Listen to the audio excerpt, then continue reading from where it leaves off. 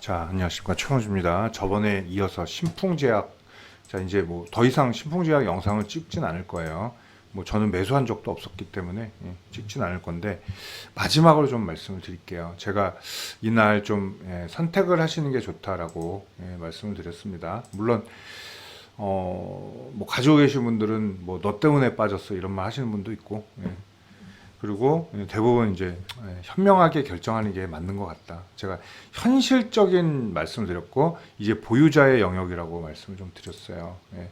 자, 근데 또 이제 추가적으로 자 250억이 아니라 거의 2배에 가까운 비자금을 형성했다라는 소식도 좀 나왔습니다. 오늘 새벽에 나온 소식인데 그런 것들 좀 보실 필요가 있어요. 자, 사실 뭐 상장 폐지라는 게 뭐라 그러죠? 게시판? 뭐 이런 데서는 뭐 우스갯소리로 쉽게들 하실지 모르겠지만, 좀 많이 투자하신 분한테는 사실은 뭐 최악의 케이스예요. 자, 오늘 이따가 제가 오후에 라이브 강의하는 것도 그런 거에 대한 내용이 있습니다. 신풍제약에 대한 내용도 있어요. 강의에서. 왜 주식을 꼭 안전하게 투자해야 되는 이유, 이런 것들을 좀 같이 설명해 드릴게요. 자, 마찬가지로 그날 제가 이 영상을 찍은 것도 사실 38,000원 얘기했을 때도 이전에 38,000원 얘기를 했었죠. 이거는 파동의 흐름상도 원래 올 수 있는 자리라고. 자, 그리고 그 자리는 오면 이제 그 다음에 이제 액션들이 취해진다 그랬죠. 근데 그 자리를 오게 된 배경을 한번 보시면 돼요. 그렇죠? 그냥 시장이 안 좋아서 내린 것인가? 아니면 어마어마한 사건이 있었나? 아니면 후자였다는 얘기죠. 그죠? 얘는. 그리고 추가로 터져 나왔고, 앞전에서 뭐 대표이사의 도덕성 문제는 다 나왔었죠.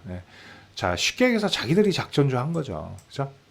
차명 계좌도 분명히 했을 거고, 네 번의 공시로만, 뭐 공시 하게 돼 있죠. 5% 이상의 가진 자들이 1% 이상의 변동이 있을 때는 공시하게 돼 있죠. 이것만 4번 걸렸다는 얘기예요.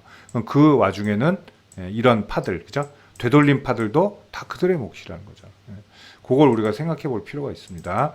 자, 맹목적으로 믿는 거 좋을 수는 있어요. 믿음은 좋은 거죠. 근데 사실 가능성이 없는 믿음을 가지고 그렇게 한다는 건 문제가 있어요. 사실은. 자, 이거는 제가 뭐 오래 한 사람으로서의 주식을 또 말씀을 드리면요.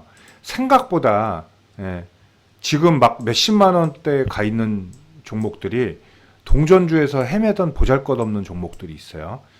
근데 그 종목들이 몇십만 원을 올라온 건 그냥 단지 수급과 우연은 아니에요. 그만큼 그 회사의 노력이 담겨 있다는 거죠. 어떻게? 금전적인 노력이 있는 거죠. 매출도 늘리고 영업이익도 늘리고 그리고 회계가 투명해지고 그죠? 유보율도 늘고 빚도 적어지고 이런 것들이 결국은 성장의 밑바탕이 된다는 거죠. 자, 신풍제약도 우수한 중견 기업이에요, 당연히. 근데 올라올 때 이 배경을 한번 보시면은 아실 수가 있다는 거죠, 그렇죠? 처음부터 저는 뭐 피라맥스가 치료 거치가 될 거 아니라는 건 누누이 얘기했어요. 그 저도 찍다가 이제 영상은 나중엔 안 찍었죠. 왜냐면 저도 그렇게 별로 욕을 먹고 싶지 않기 때문이에요, 그렇죠?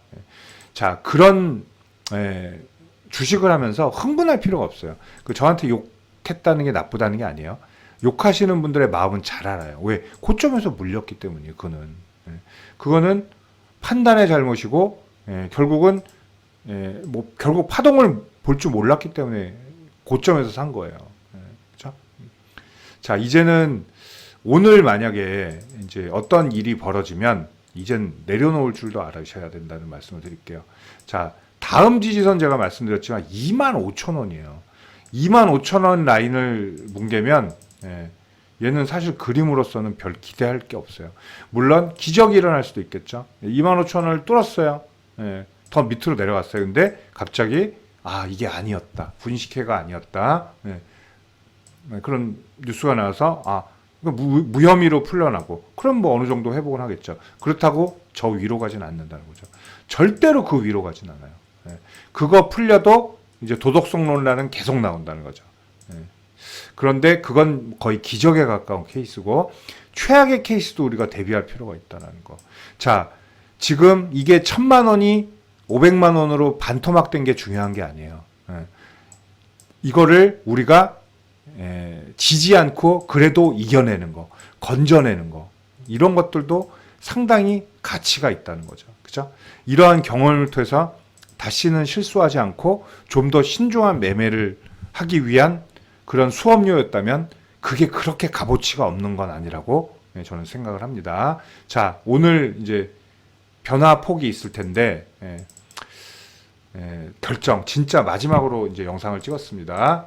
신풍은 이제 개인들의 이제 어떤 선택의 영역이다. 이렇게 또 강조를 좀 드릴게요. 자, 감사합니다.